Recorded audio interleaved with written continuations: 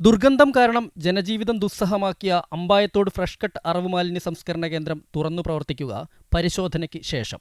പരിശോധനയ്ക്കായി ജില്ലാ കലക്ടറുടെ നേതൃത്വത്തിൽ ജനപ്രതിനിധികൾ ഉൾപ്പെടെയുള്ള പ്രത്യേക സമിതിയെ നിയോഗിക്കാൻ സർവകക്ഷി യോഗത്തിൽ തീരുമാനിച്ചു. ഇതിന് ശാശ്വതമായ പരിഹാരം ഉണ്ടാക്കാൻ കഴിയും എന്നുള്ളതാണ് മറ്റു ആലോചന ഉണ്ടായിട്ടുള്ളത്. അതിനുവേണ്ടി ഒരു കമ്മിറ്റിയെ തന്നെ ജില്ലാ കലക്ടർ പ്രഖ്യാപിക്കാം എന്നറിയിച്ചിട്ടുണ്ട്. ആ കമ്മിറ്റിയുടെ ലീഡർഷിപ്പിൽ കാര്യങ്ങളിരുന്ന് ആലോചിച്ചുകൊണ്ട് ശാശ്വതമായ പരിഹാരം അവിടെ ഉണ്ടാക്കാൻ കഴിയും എന്നാണ് ഞങ്ങളുടെ പ്രതീക്ഷ.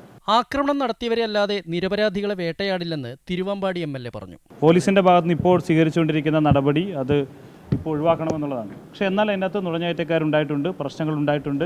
ആ പ്രശ്നക്കാരായി ആ പ്രശ്നം ഉണ്ടാക്കിയ ന്യായമായ ഒരു സമരത്തെ ഇങ്ങനെ ആക്കിയവരെ കണ്ടെത്തുകയും വേണം. അതേസമയം സമരസമിതി പ്രതിനിധികളെ സർവകക്ഷി യോഗത്തിന് ക്ഷണിച്ചില്ല. ഫ്രഷ് കട്ട് വിഷയത്തിൽ സജീവമായി ഇടപെടുന്ന പുരോഹിതനെയും സമരസമിതി പ്രവർത്തകനെയും യോഗ ഹാളിൽ പ്രവേശിപ്പിക്കാതെ തിരിച്ചയച്ചു. ഈ സമരത്തിന് കഴിഞ്ഞ 2.5-3 വർഷത്തോളമായി നേതൃത്വം കൊടുക്കുന്നവരെ, അതിനെ പ്രതിനിധാനം ചെയ്യുന്നവരെ ഈ ഭാഗത്ത് അടുപ്പിക്കില്ല എന്നുള്ള തീരുമാനമാണ്. കഷ്ടമാണ്. കാരണം ഇവിടെ സർവകക്ഷി യോഗമാണ് വിളിച്ചിരിക്കുന്നത്. സർവകക്ഷി യോഗത്തിൽ ഏറ്റവും പ്രധാനപ്പെട്ട കക്ഷി എന്ന് പറയുന്നത് സമരസമിതിയാണ്. ഇങ്ങനെയൊരു സമരം രൂപപ്പെടുന്നതും ഇങ്ങനെയൊരു സാഹചര്യം രൂപപ്പെടുന്നതും കഴിഞ്ഞ 2-2.5 വർഷമായിട്ട് അവിടുത്തെ പ്രദേശത്തെ ജനങ്ങൾ നടത്തിയ ഒരു വല്ലാത്ത മുന്നേറ്റമാണ്. കളക്ടറുടെ നേതൃത്വത്തിൽ ജില്ലാ ഫെസിലിറ്റേഷൻ സമിതി ഉടൻ ചേരാൻ തീരുമാനിച്ചിട്ടുണ്ട്. അമൃത ന്യൂസ്, കോഴിക്കോട്.